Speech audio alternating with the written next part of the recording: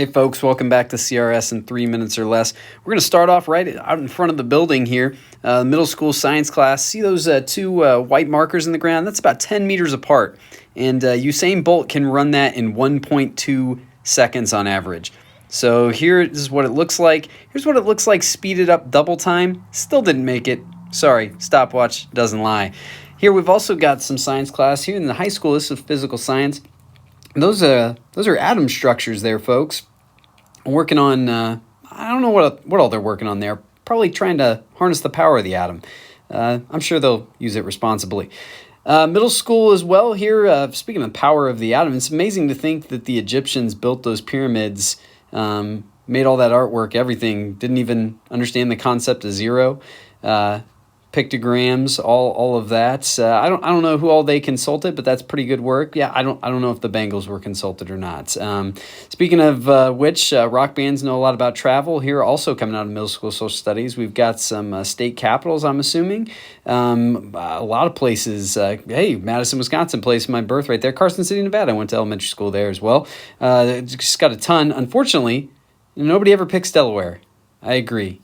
Just never happens. I don't know why. Maybe they need a better welcome sign. Speaking of a better welcome sign, there's our old one.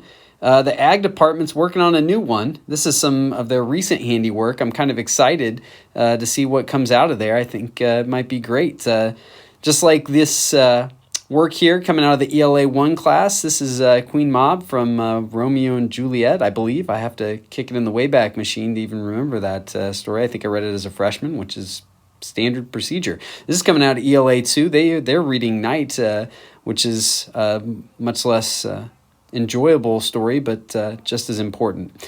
And here we've got artwork coming out of some advanced art classes and just coming from across the board, some really interesting stuff. It's just a very beautiful picture. And this guy, I mean, that's beautiful in its own right. I mean, who doesn't just love and crave just a wonderful donut? Yeah, Homer, he's got it right.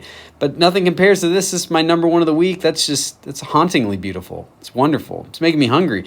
It's not helping. Opa's putting the food out, like doing a little presentation there.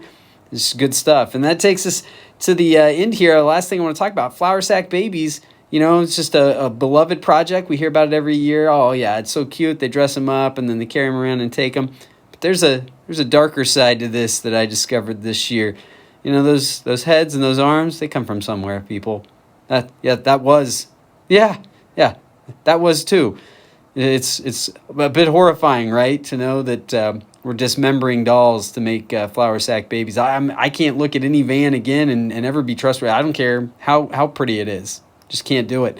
Hey, I just want to give some reminders. We've got one game coming up at the end of the week for baseball and softball, but it's pre-enrollment for freshmen and on up, and it's freshman orientation time, so check the website. And we've got parent-teacher conferences coming up next week, too. We'll be contacting you. Have a great week.